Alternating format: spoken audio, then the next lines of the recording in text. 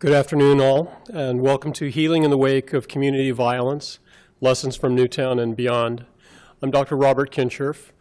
I am Senior Fellow in Law and Applied Neuroscience for fellowship that is jointly organized by the close collaboration between the Center of Law, Brain, and Behavior at Massachusetts General Hospital and the Petrie-Flom Center for Health Law Policy, Biotechnology, and Bioethics here at Harvard Law School.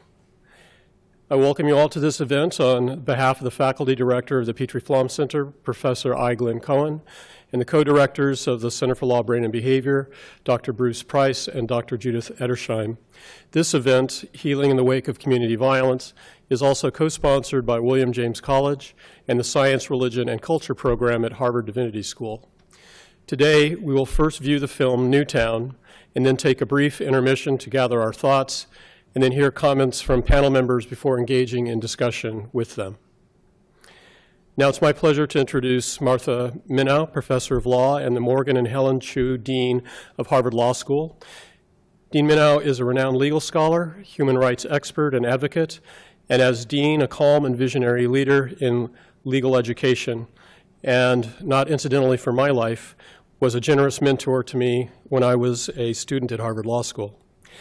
At the end of this academic year, Dean Minow will step down as Dean and continue as faculty member her active contributions to public dialogue, legal scholarship and policy, and probably most importantly for folks like me, teaching and mentoring students. Dean Minow?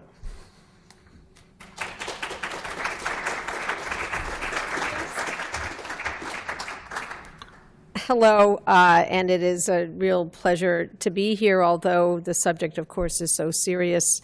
Dr. Kincherf, I think you got it wrong. You were my mentor. Let's get the facts right. This is a law school where words matter. In fact, our tool of trade is words. But there are some topics where words fail. This is such a topic. As we near the 5th anniversary of the terrible shooting in Newtown, we just had the anniversary of the Virginia Tech shooting. We can't even keep track of all of these horrible, horrific events. And yet for the people most immediately affected, this is an everyday challenge. And that's one reason why I am really so impressed by this film. Which I had a chance to see before, because it actually brings resources to bear to this subject that are desperately needed. And it's another reason why I'm so pleased by the collaboration that led to this particular event, because it will take people who are experts in words, and experts in healing, and experts in religion, and experts in neuroscience to try to make sense, but more importantly, find pathways beyond the trauma and tragedies of mass community violence. And so I give my personal thanks to the organizers and to the panelists who represent this wide range of skills and talents that we need so very badly, right here in this community and in increasingly all communities. So welcome to Healing in the Wake of Community Violence. Thank you for being here.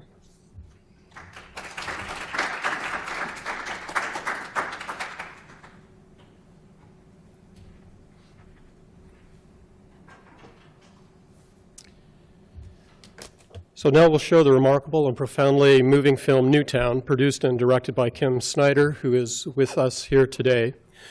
Newtown documents the aftermath of the deadliest mass shooting of school children in the United States, which occurred on December 14th, 2012.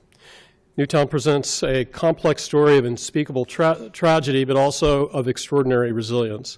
And although it is a narrative of one community's response to a mass shooting of school children in a suburban community, it also presents deeply universal questions relevant to all American communities where gun violence takes a toll. The film runs just under 90 minutes, and frankly, some of the viewing can be difficult.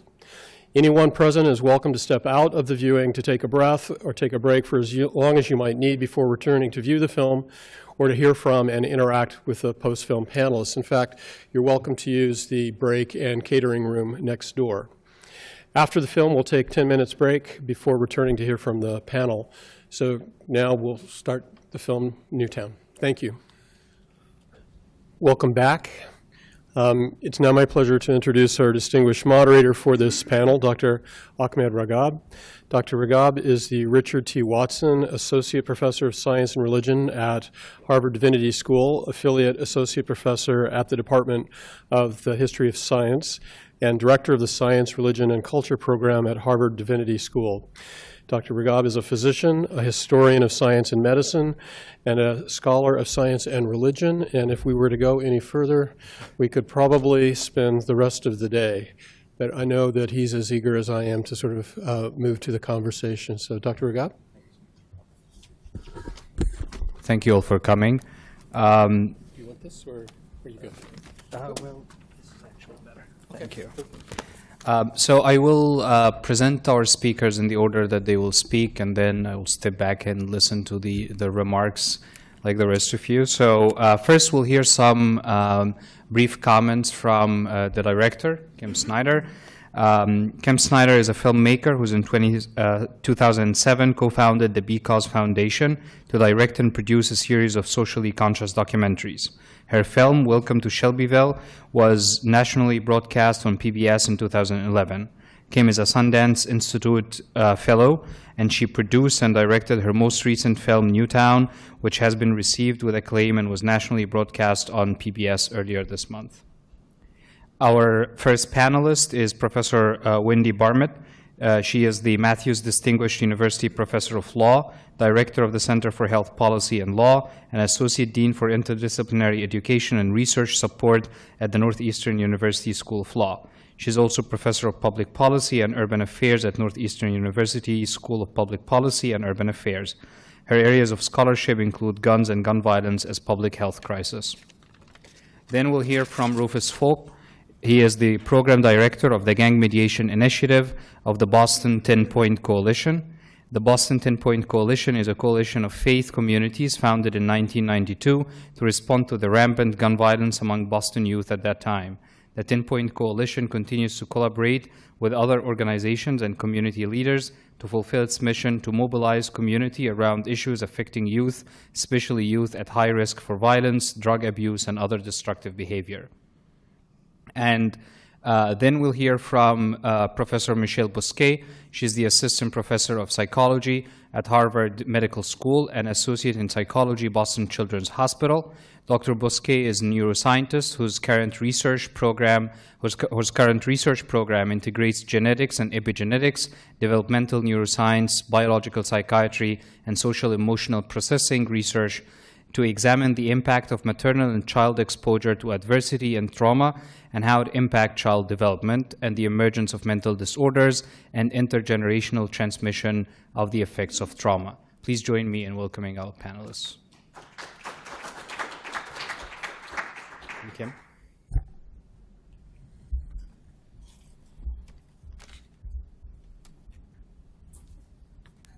Hello. And I want to begin by thanking you and thanking Chrissy and all of the people who put this together, my colleague Anne from Transform Films, who was involved in helping to initiate this. But it's really an honor to show the film here at Harvard Law School. And I'm only going to take a few minutes because I'm so curious. This is sort of an unprecedented opportunity for me to hear from experts and scholars. You know, I set out 4 years ago, just after the tragedy, in some ways happenstantially, but I was drawn to a story of collective grief and trauma, more so than in the beginning approaching it as an issue film about gun violence. And my producing partner, Maria, and I felt that we hadn't really seen a treatment of a collective trauma, this kind of trauma, the long tail of it for years out, and really stayed for 3 to 4 years in and out of that community, building trust.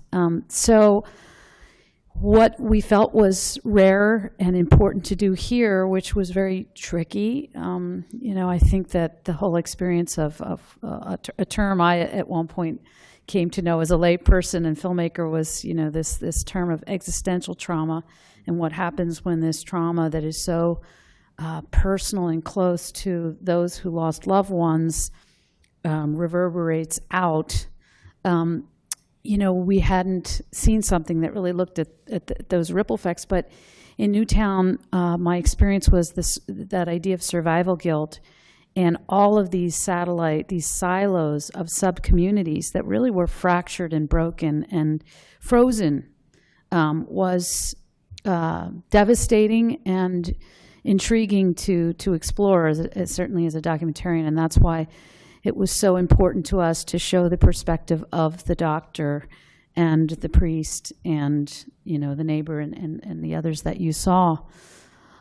So it was very intuitive. I didn't do, as you could see, the film isn't a lot of facts and figures, but it is meant to open up dialogue. And we premiered last year at Sundance and have really been traveling on the road for over a year in hundreds of community screenings. And it's been coming in through this lens of collective trauma and seeing the reaction around the country to this as a story about grief as much as it inspires, I'll be curious to hear your responses to it, but anger and frustration about the issue of gun violence as well. It's been just a remarkable learning experience in all different parts of the country. It's been one experience to observe the effects of this within Newtown, the film itself. We had a series of careful screenings. Some of them preceded our world premiere at Sundance, first with each family that was in the film, and then sort of went out. Those experiences in and of themselves were pretty remarkable. And I think one of the things we saw was that the rest of the community, that understandably that first and second year, really danced around this epicenter of grief of the families and were very protective. And so people like the Bardens, who had their best friend Melissa, were sort of protected from understanding or being able to absorb the grief of the whole community, which was so profound for everyone. And therein the survivor guilt part. I think the film, in a way, opened up a kind of, I remember when we showed it to the Bardens, their son James just sat back, and the teenager, and said, "I learned a lot." And I think for him it was like, wow, I had no idea. I didn't even have the bandwidth to understand how affected my friends and my neighbors were. So there's been an interesting, with the film, an interesting, for some, I think, cracking of ice, of being able to acknowledge one another in their pain, and for these silos, like the teachers were sort of over here, to kind of start to be together in a different way. So that's been interesting within Newtown. And then as we've moved around the country, of course, you just get these, everything from parents who've lost children to that sadly growing club of people who've been victimized by gun violence or those they've known. And what we're really trying to do with the film is, with an impact campaign, and you can follow it at newtownfilm.com, is to work with partners and to really be informed in rooms like this by how we can use the film to talk about community resilience, to acknowledge the post-traumatic stress of an entire community, and who's looking at that, and in urban centers as well. So with that, I'm so curious to hear your reactions after we all speak, and I thank you on behalf of the families who always say, we know it's a really hard film to sit through, and we just thank you for having the courage and the whatever it took to get you to come and see a film called Newtown. Thanks. Thank you.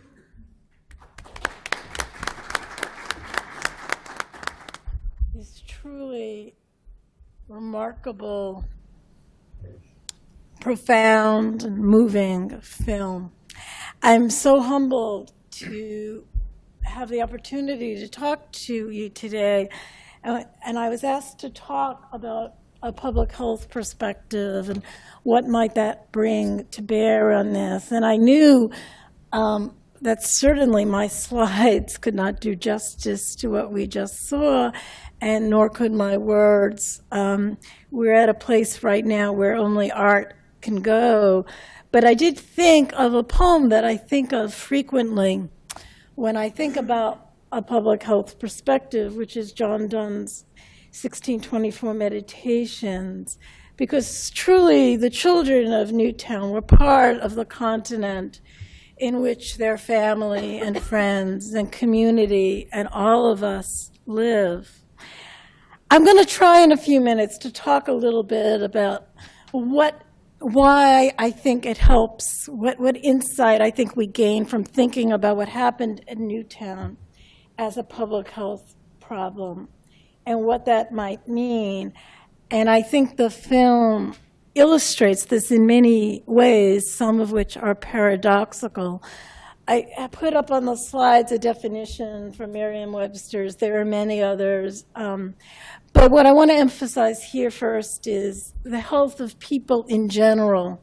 We're talking about groups and not just individuals. And I want to begin by saying Newtown, your film both shows that and also shows the paradox, because it is at once so intimate and personal, and yet also about this community, this continent that is affected. So what do we mean by a public health problem? I want to mention several different attributes, I suppose, that I think were illustrated in this film. One is the magnitude of the problem. Another is the externalities or effects on others. Another issue is that these problems are not individually determined. We take what is known as the population perspective. And we need to recognize that different populations face different risks. We might focus on prevention over treatment. And then we might think about social or even legal interventions. And since I'm a lawyer and this is a law school, I have to go there. So gun violence in the US, let's talk about the magnitude of the problem. In an average year, in a typical year, there are over 33,000 people in the United States. Over 2,000 children die due to firearm violence. A very large number. Yet it's important to understand that most gun deaths in the United States are actually not homicides. Most are suicides, over 21,000. Yet 71%, over 71% of all homicides are committed with firearms. Around 78,000 people a year are shot but survive. But I also think it's important, so the magnitude is quite high. Gun violence is much higher in the United States than in other industrialized countries. But, and this is a little hard to say after this film, mass shootings such as the one in Newtown are actually relatively rare. They're not actually emblematic of the problem.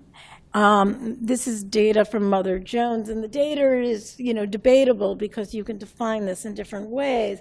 But they talked about only 129 events with 4 or more fatalities from a lone shooter since 1966. Okay. A few more slides, and this I have to thank my colleague Matt Miller.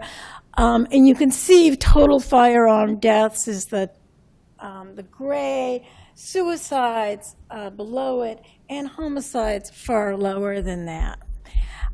It's also worth noting that firearm mortality varies quite dramatically in the United States by state, and if we could go down by county or census tract, we'd even see dramatically different. Newtown is also different because actually, it happened in a low prevalence area. It is in a state with far less gun violence than many states in the United States, and of course, it is an affluent community. Newtown which moved us so much, is actually not the face of gun violence in the United States, which doesn't lessen the pain, but it's something to keep in mind, and that we need to remember that different populations face very different risks.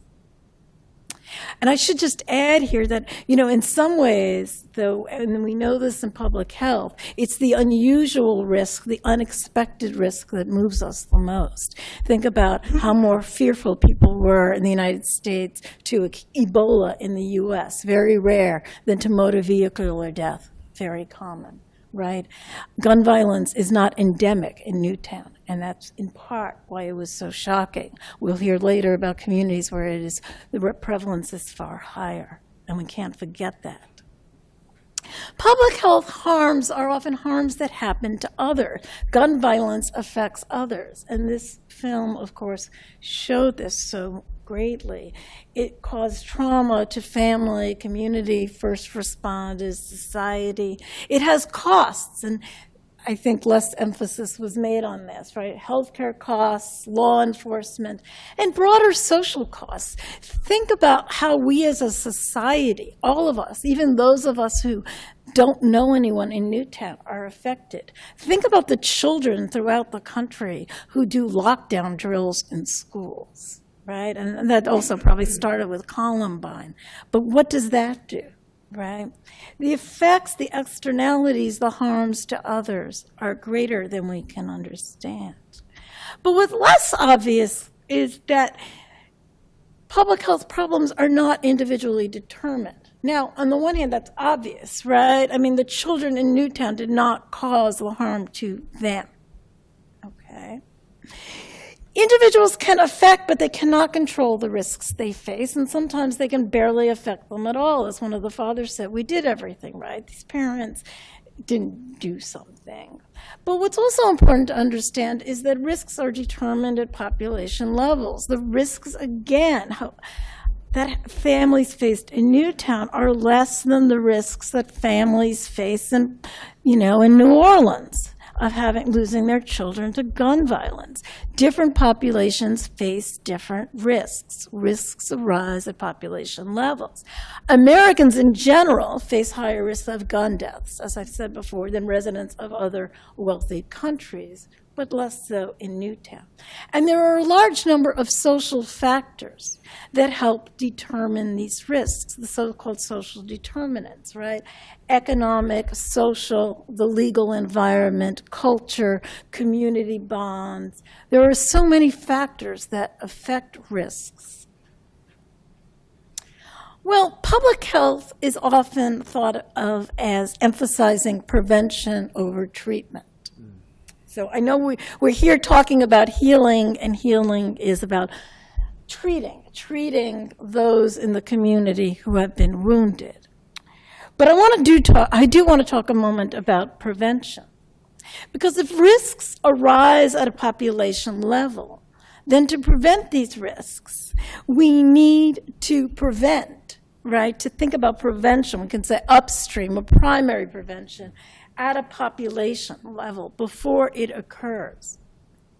And what was interesting to me, and I think so profound, is that the families of Newtown, as part of their own healing, turned to a quest for prevention for others.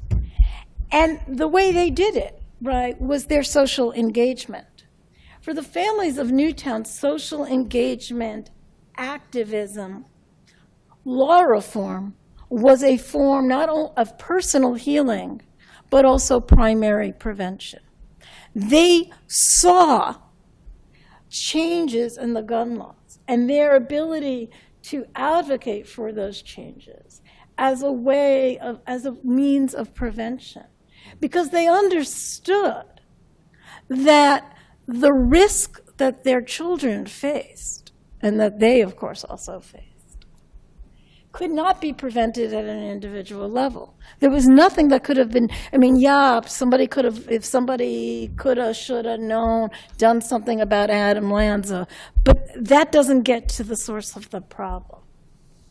In 1988, the Institute of Medicine said that public health is what we as a society do collectively to assure the conditions for people to be healthy. And that's what the people of Newtown did. And they turned to law, and public health laws are the means by which many, although not all, of those collective interventions take place. Public health laws are among the most ancient and well-established of all laws. And I think it's interesting that David Wheeler in the film says, let's honor the founding documents, right? Let's honor the founding documents. And he talks about the liberty of his son to have life. And he seeks laws, he seeks changes in background checks and laws about assault rifles as a way, I didn't know I got into that slide, as a way to honor his son's legacy. But I want to end on a tension that I see. I think it was a tension for me in the film. It's a tension in public health. This film showed, and Newtown showed, how intimate and personal pain can lead to collective responses, right? But I think we also have to remember that there are dangers, that they can go the other way, that we can sometimes think about individual problems or harms to discrete individuals and misunderstand that as the nature of the problem. We do that often. We have lots of laws named after individuals, often which don't actually address the issue at hand. There is a danger that we can individualize the source of the harm and say, oh, if only we had locked up, Adam Lanza, right? We can point to and say the problem is this one individual and forget that risks are at population levels. So the question and the paradox for me is, how do we go from the personal to the collective and the collective to the personal and back and forth from the individual pain to the collective response while doing justice to both, while not scapegoating anyone, without falsely representing one person's problem as every problem and forgetting that different groups face different risks.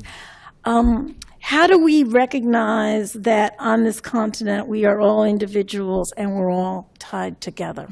So I look forward to your comments.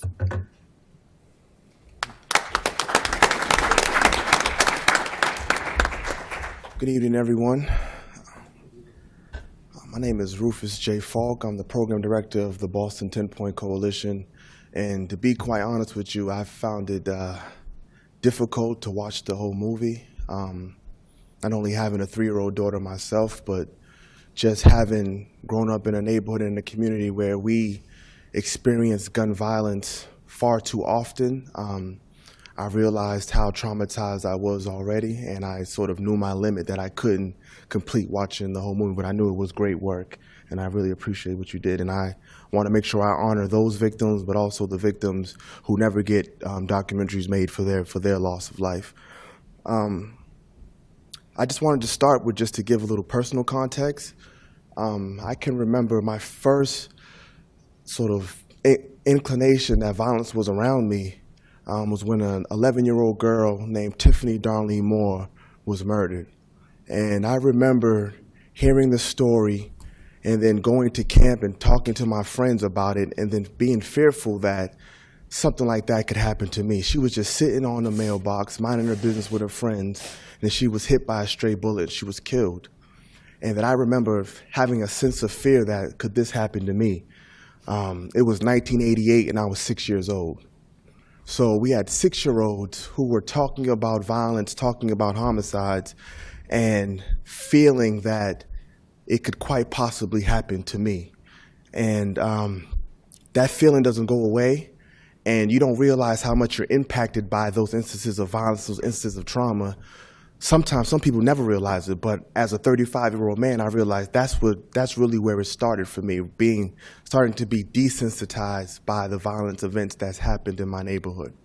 That feeling of unease, that feeling of nervousness that I too can potentially be a victim of a stray bullet or a victim of violence, struck up again in 1994 when a young man who was enjoying Halloween in his neighborhood was shot and killed. He was 9 years old. And mind you, this happened about 0.3 miles from where Tiffany Moore was murdered at. This is all happening in Roxbury, the neighborhood in which I grew up in. And this community had to suffer through the loss of a 9-year-old. But then at the loss of this 9-year-old, what trauma services were then available to this neighborhood? Who seeked out those young people who were out there with him and tried to make sure that they were able to put the pieces together, to make sure that they had somebody to talk to, walk them through this process? Because unfortunately, that community, which is Academy Homes, has had to deal with its fair share of homicides. And unfortunately, those homicides that happen within our community are just left for us to deal with. We have to deal with these instances by ourselves. There isn't this collective, this is a Boston issue. There's this, oh, that's just a criminal issue that's happening within this neighborhood. That's what happens over there. And unfortunately, as I've grown up and I've matured and been able to experience certain things, I've been going to funerals for my peers since I was 13 years old. And then you begin to feel as if this is your normal. And you don't realize it's abnormal until you have a conversation with somebody who's never experienced some of the things that you've gone through. And I say all that just to say that we're dealing with, and I'm going to keep this strictly to Roxbury, we are dealing with a community that has dealt with shootings, has dealt with homicides for the last 35 plus years, and there has never been a sense of this Boston strong, where as a community, how do we address this issue? And I think you just brought up a good point about this idea of a shock value. When there's a shooting happens in a place that is not expected, there's this shock, and we're trying to figure out, okay, what happened? How do we address this? How do we ensure that this never happens again? And when we have a shooting of a young man or a young woman within our community, that same level of shock doesn't exist. And that same level of how do we make sure that this doesn't happen again? What do we need to do? What sort of policy do we need to put in place to ensure that this young person or this community doesn't suffer this same level of trauma? So as a professional, that's what that's what I've tried to do. I moved back to Boston in 2005 after I finished Temple University, and an opportunity to stay in Philadelphia. But while I was in school, I was getting phone calls of young men and women who I grew up with personally or knew on the periphery who were becoming victims of homicide. And I knew, as somebody who escaped it, I owed it to go back to my neighborhood and try to give back and try to assure that other folks who come from my experience can sort of navigate those streets as well. So I started working for the Boston 10 Point Coalition in 2005, and I was tasked to work in the Humboldt Ave area. And Humboldt Ave is also where Tiffany Moore was murdered at, but you're talking about in a span of 17 years later, they're still dealing with an uptick of gang violence, gun violence, where young people are still being victimized by shootings. So 17 years later, I was tasked to work with this group of young people and try to transition them from being gang involved to being productive adults. And unfortunately, in the span from 2005 to 2007, and not just dealing with Humboldt specifically, but dealing with young men and women from Roxbury, I had to go to about 43 funerals of young people that I either worked with personally or knew on the periphery. And that's when I knew that we had to do some things different. It couldn't just be on the individual basis. If I'm working with the individual, which is important, but unless I'm dealing with the environment that's creating the young person or creating the environment that's causing young people to shoot at each other, then all I'm doing is creating a vacuum, pulling somebody out that someone else is going to replace them. So we had to find a way to be more sustainable in our approach and to be more to sort of think about the long game for how do we end this cycle of violence in the long term. So we decided to be more community-based and say, in order to address violence, we have to deal with the root causes that's actually creating this violent environment. And that's where the prevention piece comes in. But because the prevention that's needed within our community doesn't have that shock value, it's not about laws, it's about creating access. And we know Boston has the highest level of income inequality in the nation. It's no coincidence that the same tract that is quote unquote the most disadvantaged also has the most amount of violence. It's not a coincidence.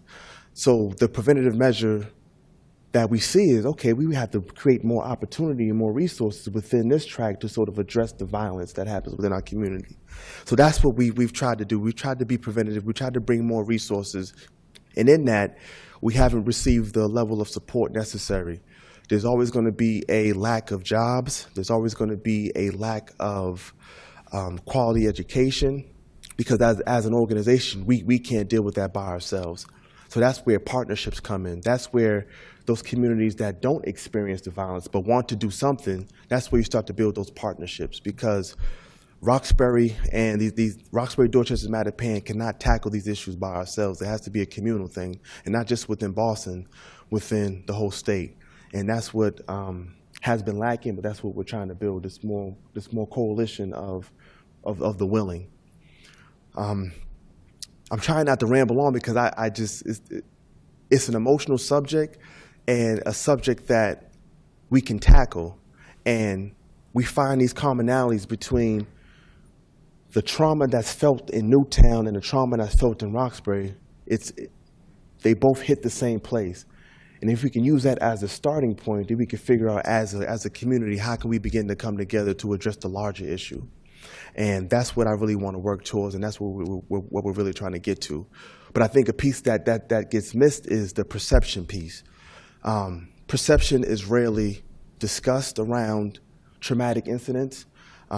Perception of who can be a victim, who's worthy of victimhood. When we have a homicide that happens within our community, the first thing that's usually tagged or attached to the young person is, this person was known to the police, or this was a gang-involved shooting. And that immediately strips the victimhood from the person who was victimized. And that sort of narrative makes it difficult for communities to get around and provide grief and provide trauma support for this community that's dealing with trauma. Because if you are calling this person a person of interest or a person known to the police, then you are instinctually creating it in the reader's mind, oh, this person may have caused their own demise. And that's the worst thing that you can do for a victim. You're criminalizing the victim, and you're also criminalizing the community in which they come from. So perception is definitely something that we have to tackle, about who's worthy to be a victim. How do we support those who have been victimized? And as a community, how do we begin to come together around the common threads that joins us and that combines us? So definitely perception is something that I believe we should definitely, as a group, we can start to tackle, about how we frame these issues and what are the narratives we use.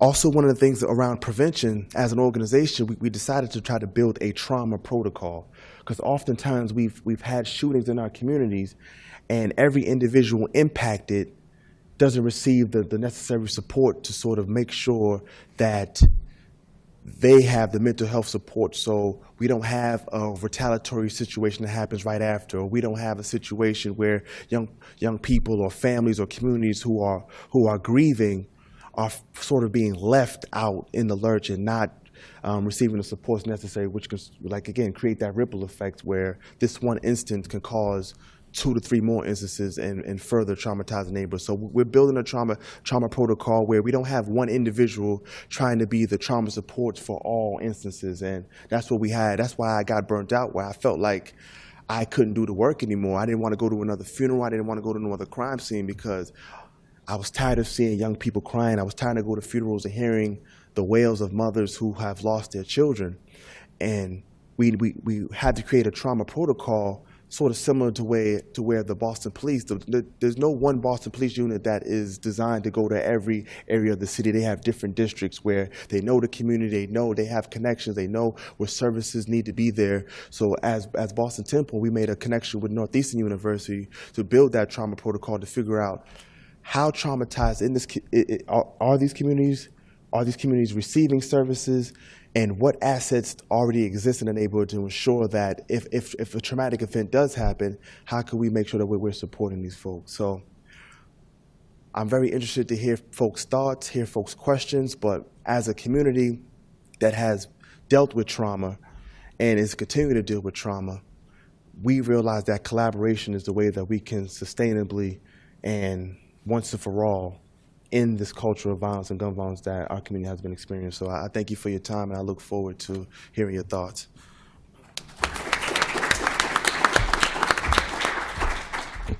Good evening. So I am focusing my talk on the neurobiology of trauma, and particularly in the context of vicarious traumatization, and how do we tend to those people in our community who are tasked with healing those who've been affected by trauma. So the Diagnostic and Statistical Manual on Mental Disorders provides a definition of trauma, which involves exposure to actual or threatened death, serious injury, or sexual violation.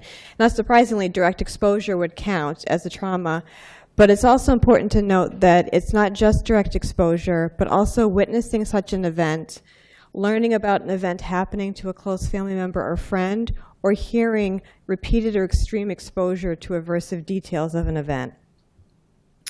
So this brings us to what I think are often hidden victims of trauma, which I think came out very poignantly in the film, that there are many people whose jobs are to treat people who are affected by trauma, but often I think their trauma is not recognized. So this includes first responders, such as police officers and firefighters, EMTs. We saw that police officer, that sergeant who spoke in the film. Medical personnel, so those working in the ER who have to treat the physical injuries of violence. And then mental health professionals, clergy, and other community leaders who are really tasked with holding the emotional effects of trauma from people in their community.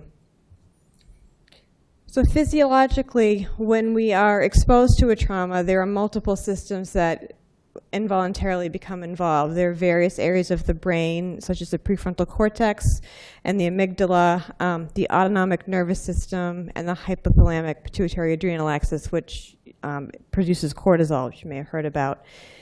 So in the immediate reaction to a threat exposure, the response is the autonomic nervous system kicks in, and I don't know if any of you might have even felt that while watching the film, this kind of physiological reaction just to seeing the film. And you've, I'm sure, heard of fight or flight, and then there's also this third freeze. So this desire to either fight the threat, flee or run away from the threat, or become immobilized by the threat and unable to respond.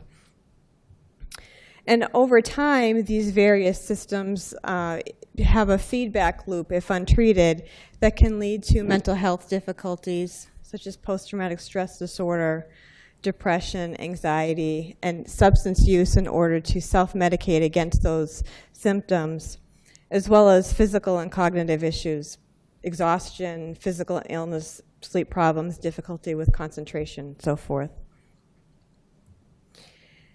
And if untreated, post-traumatic stress disorder, as well as repeated exposures to traumas, so a lot of the healers, police officers, it's not just a one-time exposure. They may be exposed to repeated violent, well, they most likely will be over time, as well as exposures to reminders of the events. So if you're living in the community where the event happened, and I'll give an example a little bit, that you may be exposed to things that remind you of that traumatic event, that can have permanent influences on how your body and your mind responds to stress. And you can either see a hyper-responsive profile develop where someone can become very responsive to stress, and this can be minor stressors, the kind of stressors we all deal with in our day-to-day lives, where the person may be especially irritable or angry, have sleep difficulties, become hypervigilant, or there can be a more hypo-responsive effect. So having difficulty having feelings, connecting to other human beings, their own family members, feeling sense of love, being able to picture a future can be diminished. And it can also influence internal representations that we have of others in our community and faith. So our ability to trust, our ability to feel safe within our own community, and questions that we may have about God and faith. So over time, these repeated exposures can turn into this kind of cycle where there's what's called increased allostatic load, which has to do with the physical effects of the wear and tear on your body of stress over time, which can lead to greater deterioration in mental and physical health, engagement in risky behaviors, poor work performance, poor self-care, and impaired relationships both in work and in one's personal life. And then when it comes to healers, there are some unique challenges that come with being someone who has this job of tending to people who've been traumatized. One of which is often the healers live within the same community as the victims, of the direct victims of the trauma. So they may know the families who were affected, and I think this came through in the film. It may bring up your own feelings of endangerment. This is my community. Am I safe here? Is my family safe here? Greater exposure to reminders. This picture is actually one from Newtown. It's a memorial that you often see crop up after some kind of tragic event, but if you have to drive by it every day, that can be a constant reminder for you of the traumatic event. And then also you may have the sense that there's reduced access in your community to safe havens. You know, where can I go? Home is supposed to be where I feel safe, and that now no longer feels like a safe place, or maybe it never did feel like a safe place. There's also the challenge of finding this balance between empathy and professional distance. So you need to be able to have enough empathy to be able to be there for the person who's experiencing pain, but you can't become so absorbed in it that you become ineffective yourself at helping people who've been affected. So that means overcoming that fight, flight, or freeze response. If you think about, particularly, I think about this in the context of first responders who are coming on an active shooting scene, not only do they have to dampen down those feelings, but they actually have to act against them and go towards the threat. So they don't have the option of ignoring or running away from the threat. Also, if you are the doctor and in the ER or the nurse and a patient comes in and you know that patient, the amount of emotional effect that would have on being able to then do your job, which is to medically treat that patient, may be impaired. It also may make it more likely that you identify with the victims. You know, I think oftentimes on the news, I've noticed that when you see stories of first responders who have responded to a scene and there may be a child who is involved, you can see them start to break down and say, I have a child at home that age. And that personalizing, I think, makes it a lot more challenging. And you mentioned yourself, you have a 3-year-old daughter. And then that can trickle down to parenting. So if you feel not safe in your community, you identify with the victims, it can influence how you then go home and parent your own children. Do you become more protective, potentially overprotective? And then are you able to take care of yourself? Self-care, taking the time to attend to your own physical, emotional, mental, spiritual needs is incredibly important, but I think often neglected among people who consider themselves healers in these situations. So I've mentioned this a little bit already, but it can bring up these questions around safety. So is my community safe? And how can I keep those who are under my protection safe? Particularly when it comes to violence, which is often unpredictable. You don't know when, where necessarily it's going to erupt.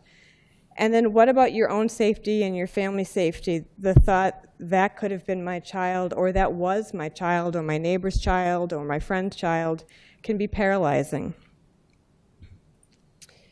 And then issues of guilt. You know, if you were on the scene, could I have done more? Was I somehow negligent in my duties that children died while I was there? Am I doing enough to help people heal? And if this is having an influence on me, am I failing my loved ones because I'm withdrawing or I'm having difficulty with my own coping at home? And I mentioned briefly before, issues of trust. It can really raise questions about whether you find other people trustworthy and who might hurt you or your loved ones. And then there's also the question of if you recognize that you are having difficulty or that it's hard for you because you're dealing with this vicarious traumatization, who can you go talk to about your pain? Are there people you can talk to that you can trust? And why should you trust anyone? And then I think sometimes faith can be a very important support during times of crisis and trauma, but it can also be a time when people really question their faith. How could God allow this to happen? How can there be a God if something like this can happen? And perhaps if you're someone in the clergy, how do you provide comfort to the people in your community when you don't necessarily have all the answers yourself? I think oftentimes people who are healers think that they're supposed to be the strong ones. They're supposed to be shouldering the burden for those who've been victimized. And so it can be seen as a form of weakness if you feel like you need help or are having difficulty coping. And so what happens if you show quote unquote weakness?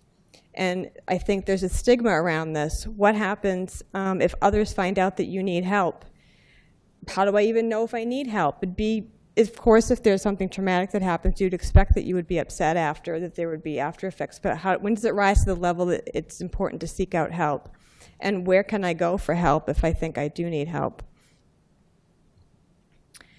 So I think this has some implications for intervention and policy, that there needs to be a place for individual treatment for the healers and a place and a way for people to be able to obtain self-care. And I think for people who employ these healers, there needs to be proper training so that they can recognize that it's important to provide this kind of support when it is that an employee or someone in their community needs help, and what kind of help is appropriate to provide. And I think there also needs to be a culture that supports this kind of reaching out. So you provide care that's accessible and private, and that there's a culture that says not only is it okay, but we promote you going to get this kind of help if you need it. And then, institutions don't necessarily have to be on their own. I think you mentioned collaboration, and I was fortunate when I was in New Orleans working on a program, the Violence Intervention Program, which is a collaboration between the Psychiatry Department at Louisiana State University Health Sciences Center and the New Orleans Police Department. They see a lot of violence in New Orleans.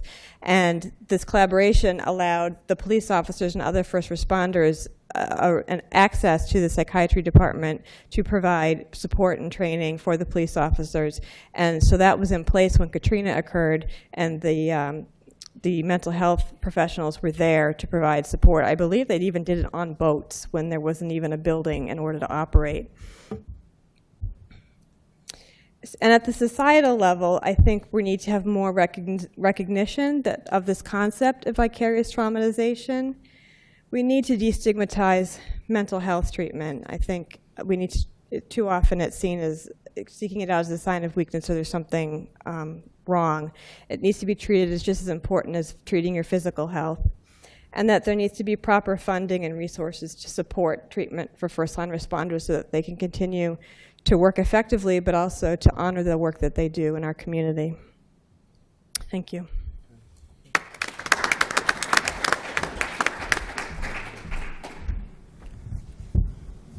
Thank you all so much for your talks.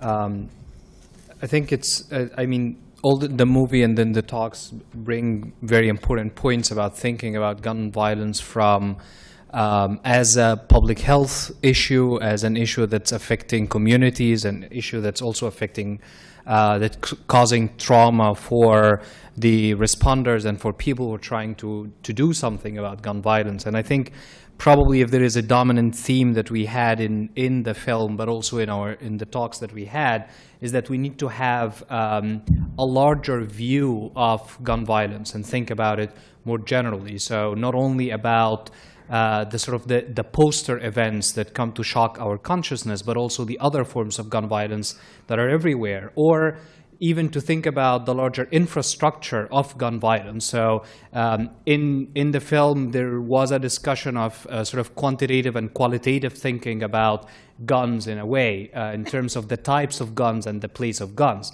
And of course, Newtown happened 10 months after Trayvon Martin was killed.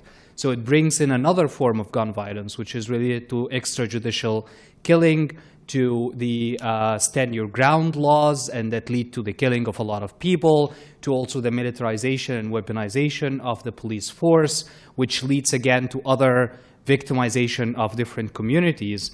And which brings me to sort of my question to the panel: what would the issue of, or dealing with gun violence as a public health issue, add to this discussion? So how can we think about these communities that are, as Michelle just mentioned, that questions of safety and lack of safety affecting big communities or affecting communities in general, and this is obviously need to be thought of in relation to the different communities, relation to race questions in the country. So where some communities are not even feeling safe calling the police to help them. And how can we think about solving the problem or enforcement of gun laws in an infrastructure that has the enforcement of laws is largely racialized, where it is enforced differently towards different communities, and where, again, there are places where the response is to send in the troops or the National Guard or whatever to control a gun problem. So what does, in your opinion, the public health approach bring to this particular question?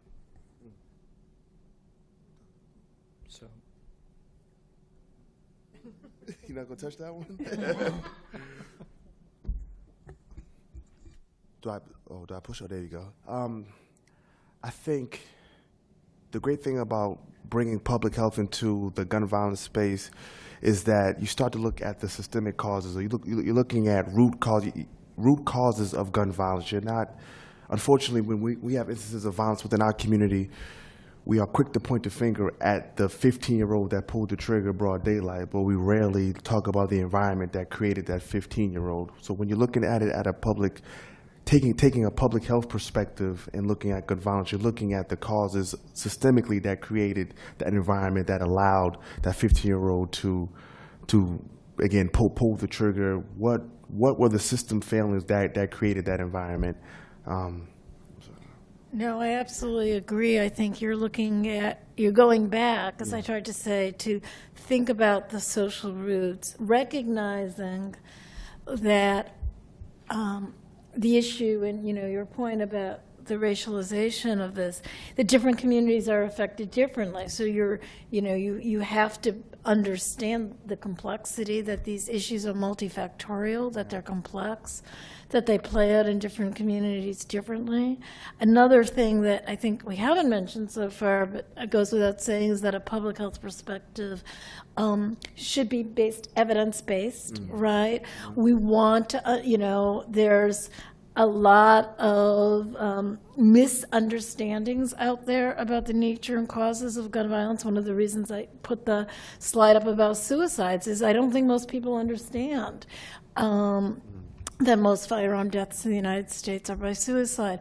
We need to have much more evidence. There's been a real, the federal government has, for a very long time, limited, they've not completely barred, but they certainly have limited research on gun-related violence. So we need more research to understand the root causes. And we need a willingness to tackle some of these hard issues, which are precisely, the ones you're talking about. But the last thing I want to say is when we look at things at a population perspective, it's also important to recognize that we can make significant differences in terms of magnitude and trauma in individual lives, even if we don't solve the whole problem, right? People will often say, well, what difference is it going to make if you do X, Y, Z? And the answer is, it might not, what Adam Lanza, even if you had better background checks, his mom had bought the guns. And without getting into, the pros and cons of any one thing, what I want to say is that may always be true. There probably is no silver bullet, no pun intended, to this problem. But that doesn't mean we can't make interventions that, although they can't stop every shooting, can't, when we pull back at a population level, lower our incidence. And that's where the comparative epidemiological data, why are gun deaths in the United States so what's different between the United States and Britain and Canada? And looking at other countries is so important, because no country solves all the problems, but what can we do to lower the risk? I was just going to add, from my perspective, I think one of the biggest reasons to, and hopefully the film will help to do this, to reframe it as a public health issue, is behavioral change. You can imagine in 4 years how many people see the film and say, that thing you hear all the time, if nothing happened after this, if it didn't push legislation. And one of our goals was to have this film try to move this out of this horribly polarized political space, which of course it does live in, but to have behavioral change so that we know those numbers, that there are upward toward 90% of Americans that want background checks, so for them to begin to think of it more about the way we approached other problems, with automobile deaths or with, tobacco use. And so I agree that I think one of the things we really want to push in the conversations I find myself having are around research and the need for increased research. And I actually have the opportunity right now to have a lot of conversations with gun owners that I never had. And you'd be surprised at how far I get with middle ground kind of people, even if I have different opinions, when I say, but wouldn't you want the data to back up your assumption that, for example, if they say, these shooters are going to target gun-free zones more, well, that's not what the evidence is saying. So that's something I feel privileged to be able to have those conversations in the heartland as I show the film. I was just remembering the comment you had made about how when there's a shooting in Roxbury, one of the first things people do is assign, whether or not that person had some kind of criminal background. And I think part of that is humans wanting to tell themselves, well, this isn't going to happen to me, and then find some way to assign blame to the victim. And Newtown kind of shook that up because, as they said in the film, there wasn't anything we could have done that would have prevented this. And I think a public health perspective would force us to overcome those tendencies to try to victim blame so that we can make ourselves feel better and safer by getting at what the causes are for the violence. Thank you so much. So now we are open for some questions or comments from the audience.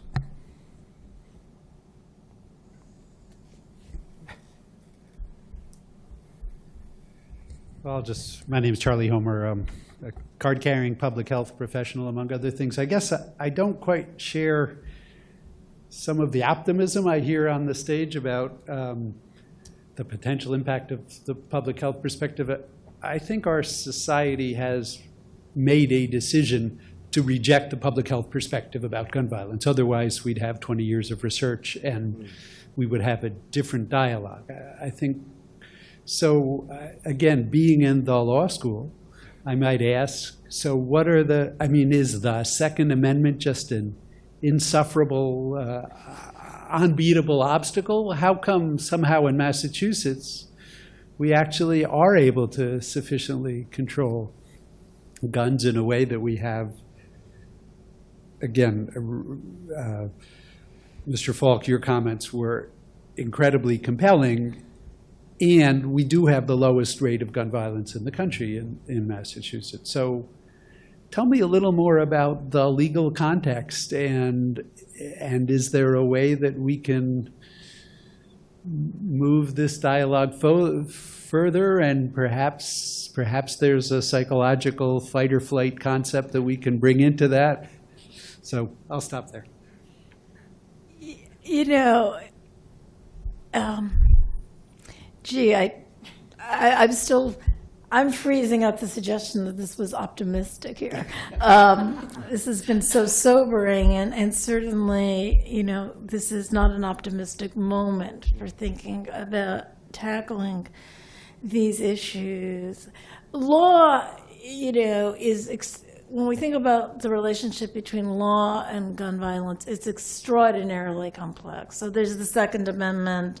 There are laws that that impact gun violence in myriad cross-cutting different ways, much of which we don't know because of the research, right? From stand your, you know, ground laws to laws that have essentially, to large measure, immunized, right, the gun manufacturing industry from lawsuits. The Second Amendment is probably not the problem, right, because it certainly still, at least for the moment, has been construed to allow a very wide array of gun regulations, including the kind we see here. You know, but law and politics are intermixed, and the issue really, I think, is political. We saw that in the movie, right, and the Congress's unwillingness to do something. Now, whether the something that was going to be asked was the something that was going to make a dramatic difference, we can debate that. But there's not a lot of political will, certainly at the federal level, although interestingly, we see great variation by states. So many states have been tightening their gun laws, and other states are going in other directions.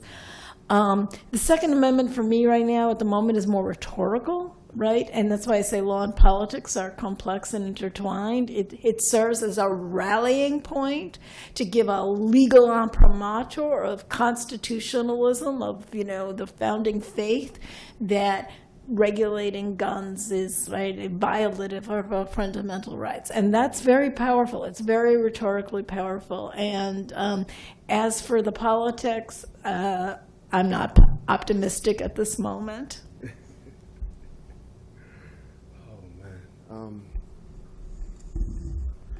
I think the public health approach could allow us to get to the root cause of why the United States has so many guns. Like, why do we own, what is causing this level of fear in which we believe that we should accumulate so many guns? What is it, the same feeling of fear that causes a 15-year-old to carry a gun that has someone living in Kansas feels a need to own 25 guns? Like, what are some of the root causes for why in which we are accumulating so many weapons? That may allow us to get to some of these, or start to have some of these larger conversations for that problem. And I think that could sort of cause us to sort of change the conversation. I didn't take this as being too optimistic, but I do see some sunshine in the horizon, because I think it's going to cause us to have conversations that we haven't had before, like honest conversations about institutional racism, about perception, about, again, getting at these root causes for why, or the connection between poverty and violence, or the connection between fear and violence, like, and also going across communities, urban and suburban, rural, and having these conversations about how violence impacts each other, impacts these different environments, and then what are the commonalities that sort of are going to drive us together, to cause us to work together to try to deal with these issues in a more uniform or a more united way. So I'm a little bit optimistic, just a little bit, a wee bit optimistic. Other questions? Hello. Actually, Rufus, you're the reason I came here. Because I've worked for DYS, and I was really appalled by how many kids were locked up. And I was also appalled really early on when one of my students was shot and killed, and another student committed a homicide, is a young person I really liked a lot, Michael. So I felt like I wouldn't come here unless there was some talk about race in this discussion. I just couldn't come here. Yeah. So I guess one of my questions is, I went to a talk 2 days ago. James Foreman, I think, spoke, And he said the black community asked for more police at one point, and they also asked for more looking at the root causes. And what they got were more police, but they didn't get a lot of help with the root causes. And do you know what I'm saying? Which, as you know, has played out really badly. What do you think needs to happen for us to start looking in Roxbury, Dorchester, Mattapan at the root causes and to really fixing those? Because when I've worked with kids who've committed after I worked with those young people, I worked in specifically a facility where kids had committed homicides. And I was really struck by these were not evil kids. These were just kids that had so much crap thrown at them in the systems they were part of. How do we get people to finally focus on making those communities have better systems? I think first of all, you put a lot of pressure on me. But secondly, I think it starts with acknowledging that the system has failed these kids and these populations in this community. And that acknowledgement will start the conversation about, okay, which system has failed and how? How has the public school system prepared our young people to enter into the local economy? How does income inequality, or what's the relationship between our school systems and income inequality?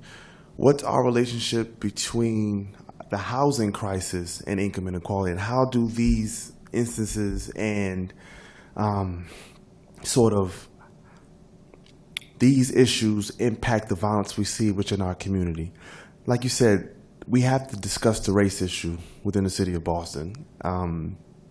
We still haven't gotten over busing in the city of Boston because we haven't even had these conversations about how busing has impacted and further segregated not only just residentially, but just segregated opportunity, where certain opportunities are just not being just not being available to every neighborhood and every young person within the city in which we live in. Again, you meet young people who are getting incarcerated or who are gang involved, and 99.9% of them don't want that life, but they just feel like that's the only way for them. We do have that 0.011% that needs some time away, but for the vast majority, the system has failed them and they don't see another opportunity or another avenue for them to be successful. And as adults, that points to us as a failing. How are we preparing our young people to be productive adults? Because we have so many adults who are unemployed and underemployed because they didn't receive the necessary skills or necessary support to enter into the job market or enter into the local and regional economy. So there are definitely systemic issues that we have to deal with.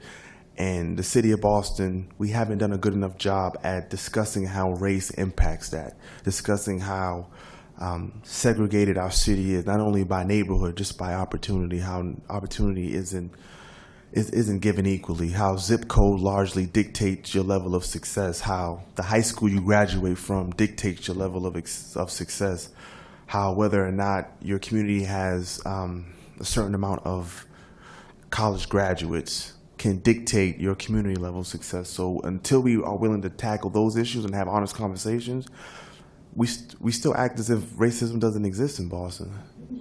We're like such a liberal city, but we won't even discuss about the lack of black and brown CEOs in certain positions. We don't even discuss those issues. So until we can have those honest conversations across neighborhoods and being willing to be honest with each other and transparent about where both of us feel, both communities feel, all ethnicities impacted within the city of Boston, this is going to be a recurrent cycle. We're not going to be able to get to, again, those root causes. So I appreciate your question. We have one last question. We have time for one more question. Kim, thank you for the film.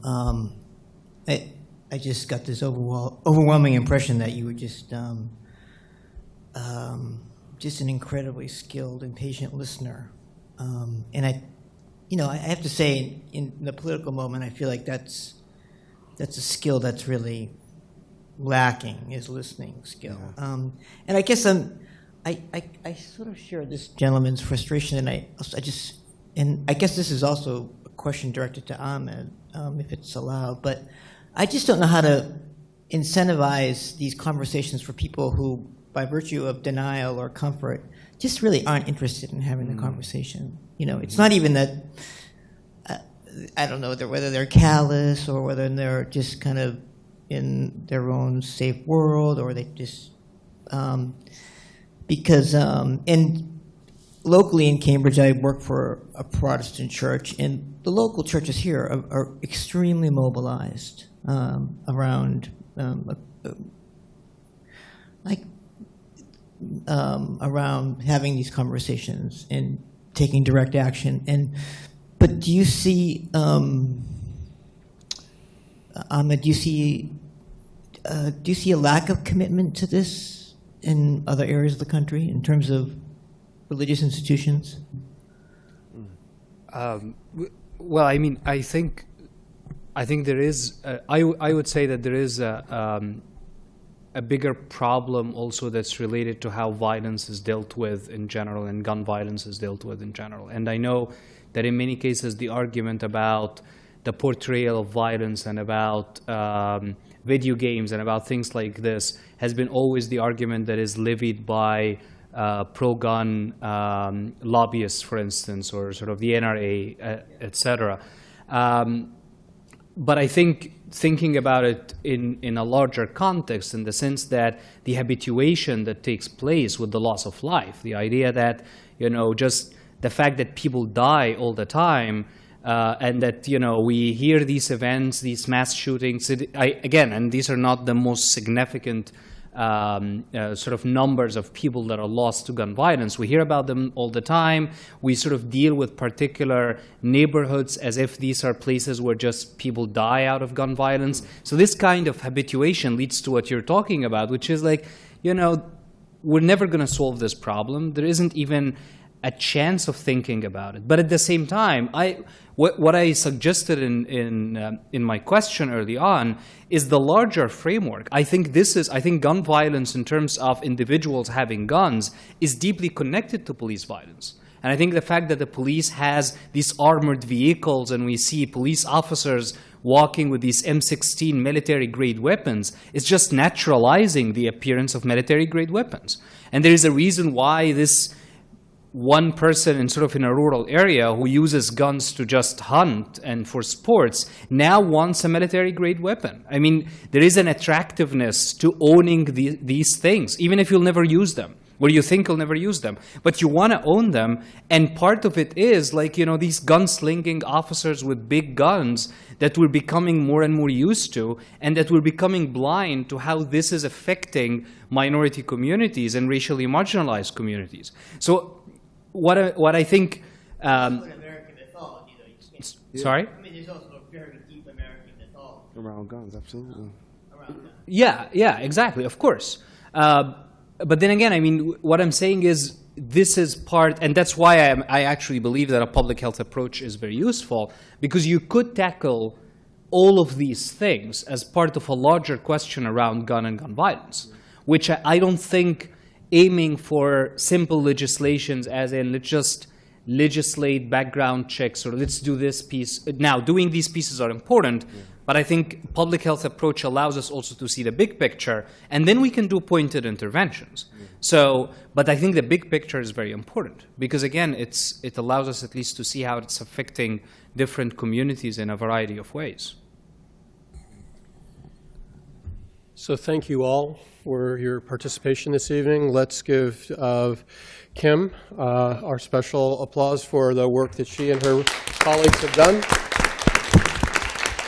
And a second round of golf claps for our panelists who generously gave up their time for us and brought us their thoughts and expertise. And thank you all to you. Thank you.